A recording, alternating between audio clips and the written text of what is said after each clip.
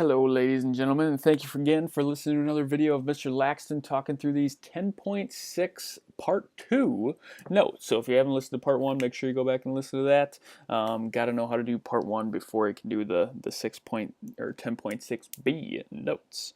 Alright, so here we go. My essential question today is how can I use completing the square to move equations around into forms that I know how to graph?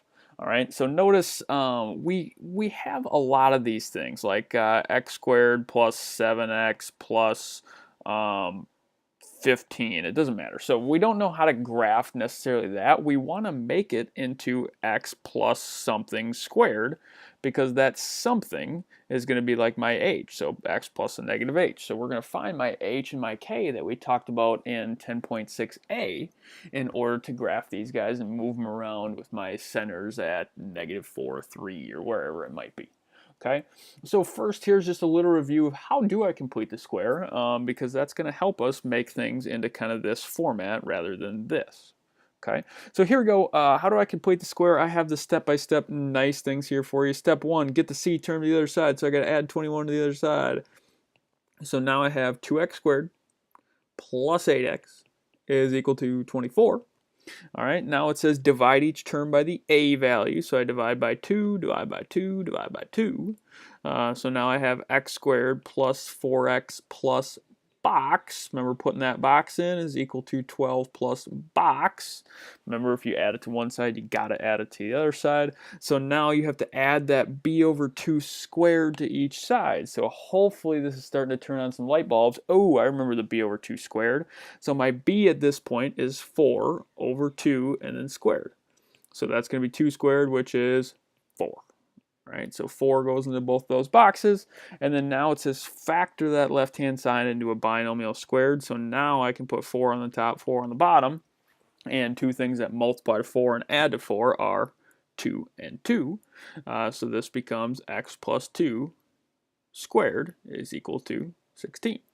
Okay, and then now I'm confident that, hey, you can go through and solve this one by taking square roots, but getting this right here is our key part today. That's what we want, because now if I look, now my h is -2, and if I had like a y plus something part, then I could find out what my x is, or what my k is also. Okay, so that's what we're going to do today. That's the gist and why we want to do this, completing the square.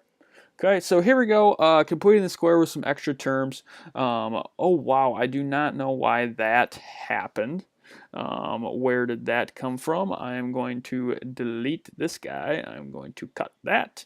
All right, so now, hey, it says graph this guy. It says rewrite, classify parabolas, identify the vertex, all those different things. But really, we're going to graph this.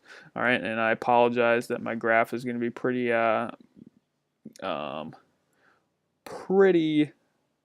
sketched on here, but you guys will get the gist. All right, so I need a couple different colors because that's going to help us. So I'm going to have some blue and some green. So here's what we have to look at. Is this graph going to be a parabola, or is it going to be a circle, hyperbola, and ellipse? And the way that they're easy to look at is how many squared terms do I have? So this one only has one squared term, so I know that this is going to be a parabola. All right, all the rest of them have 2 squared things. All right, so here's what we're going to do. We're going to get everything that is not a y to the other side. So notice here, I'm going to subtract this x. I'm going to subtract this 2 to both sides. So now I have y squared plus 2y plus box, and here I'm going to put in that box just premature here, equals -x minus 2 plus box. Okay, so now I have to complete the square for my y. All right, I have to go through and complete that square. So now I have to go through, hey, what goes in that box? Remember, the box is b over 2 squared. And I know that my b right now is 2 over 2, which is 1. And 1 squared is 1. All right, so there's 1, there's 1. Okay, so now I have this. I have y squared plus 2y plus 1 is equal to -x, and then -2 and 1 make -1. Okay, awesome. So now here I have to factor this and put this in the diamond. So now if I put this in the diamond, 1 goes in the top, 2 goes in the bottom. Two things that multiply to 1 and add to 2 are 1 and 1. So now I have y plus 1 squared is equal to, and then here's kind of where the tricky part comes into as well, is that this, you always want to factor out whatever's in front of this x. So I want to factor out that negative 1, and then if I factor out a negative 1 out of this negative 1, I'm going to be x plus 1 is what I'm left with there. All right, so that's kind of the tricky part. Not every example is going to look like that. That's kind of a harder example. Okay, so now, hey, you have to ask yourself to graph this guy. We have to find my h and my k. So I know that my h goes with your x, so my h goes with my x over here, so my h is negative 1, and my k goes with my y, which is over here, which is also negative 1. So I know that negative 1 is my vertex. All right, so where's negative 1, negative 1? So there's negative 1, which is right there. And then now, which way does this parabola open? If this is my standard form equation, I know that y coming first is either, left or right.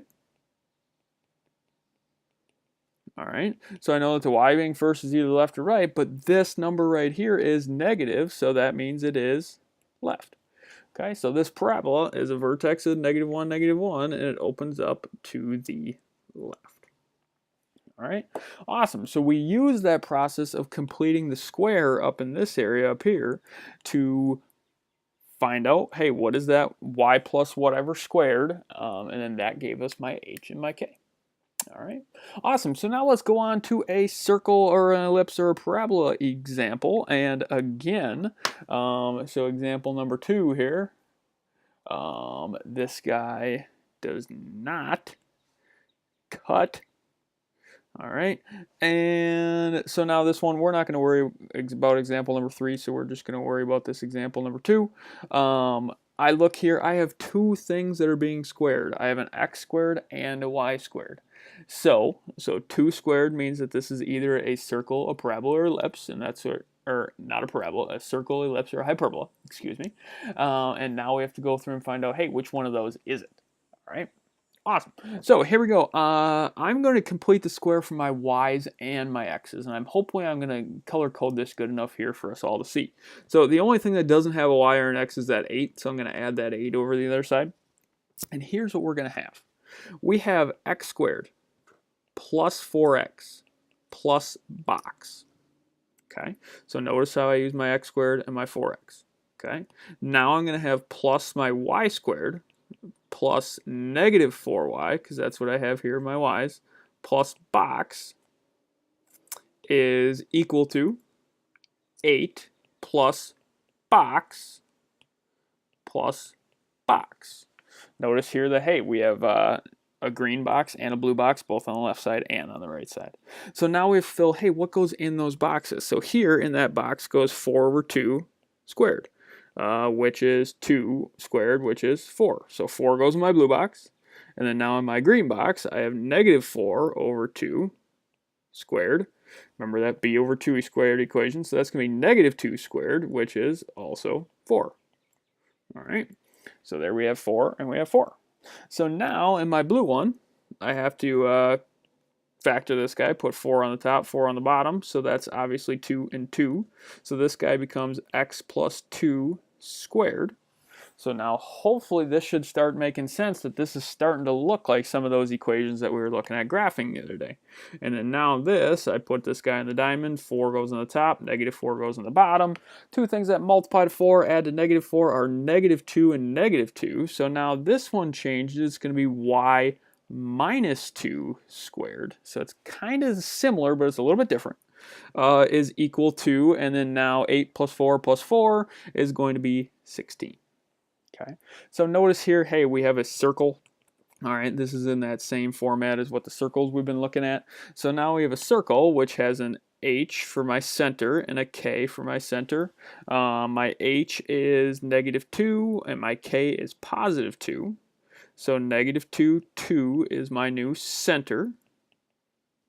So that is my new center, and my radius, so my r squared is equal to, if I look at this equation up here, my r squared is equal to 16, so that means my r is equal to 4. So that's my radius. So now as I go through and graph this, Let's go through here, make my graph.